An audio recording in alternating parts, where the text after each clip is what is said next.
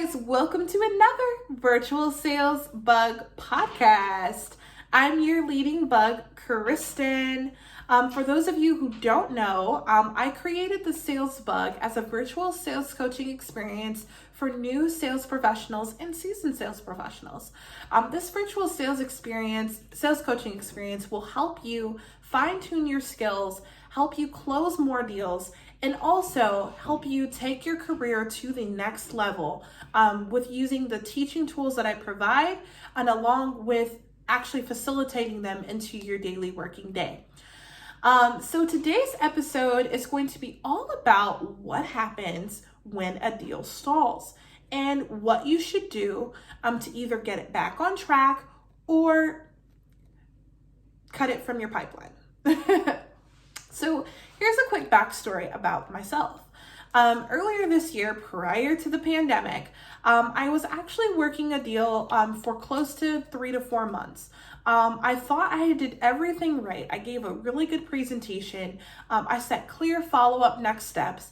I was sure I talked to the right person. I was sure I provided them with the right solution to their existing efficiency problem. And what happened? Well, my contact went cold on me for a total of 8 weeks. And then the pandemic hit, and then I didn't hear from him again. So long story short, of course, I was a little disheartened because that was one less deal that I would have closed for the month of February. But after talking with my manager, there were 4 possible reasons why my deal stalled. And maybe you guys could relate to this. The first reason was my urgency was a little different than their urgency. If you're working in sales right now, then this is something you should really pay close attention to. I understand in most cases, many sales professionals do operate on commission. So of course you are focused on closing every single deal that you have in the best and fastest way possible. But it's important for you to remember that your urgency is not always going to align with their urgency. And maybe they have other priorities that are taking precedence over the solution that you're providing or implementing. So make sure you cross your I's, dot your I's, cross your T's with their timeline and making sure that this is something they actually want to push for and implement fairly quickly and the same speed that you're looking to move forward with them. The second thing is making sure that there was a true problem to begin with. A lot of times we find ourselves insisting that the person wanted to connect with us because they were truly interested. I have ran into several scenarios where a person agreed to a presentation or demo with me simply because of my persistence, and they respected that I was relentless.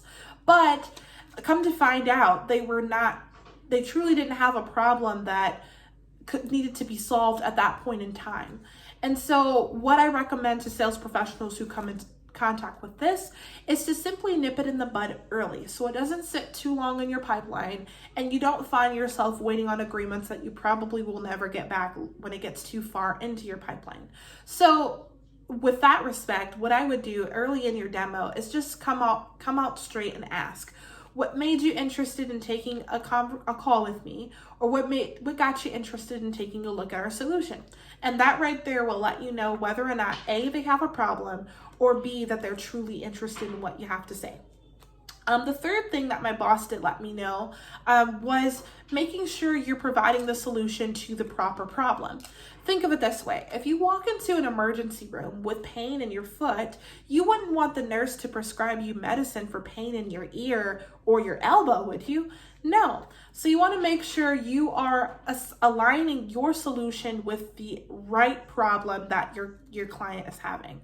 So an example of this in my working field, I work a lot with credit unions and banks. And so my initial target is to target the consumer and mortgage lending department.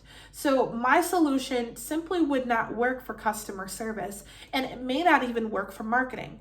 So when I'm approaching a person to take a look at a demo, I want to make sure I'm aligned with problems that would relate more or less to their lending process and not so much to their marketing efforts.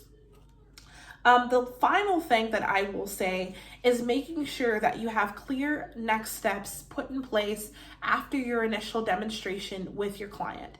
If you have a clear date and a clear time that you will follow up with them with material that they requested, or that they will come to you with material that you would like to see to answer further questions, that lets you know that person is still completely interested in what you have to say, and that will reduce the chances of your deal stalling.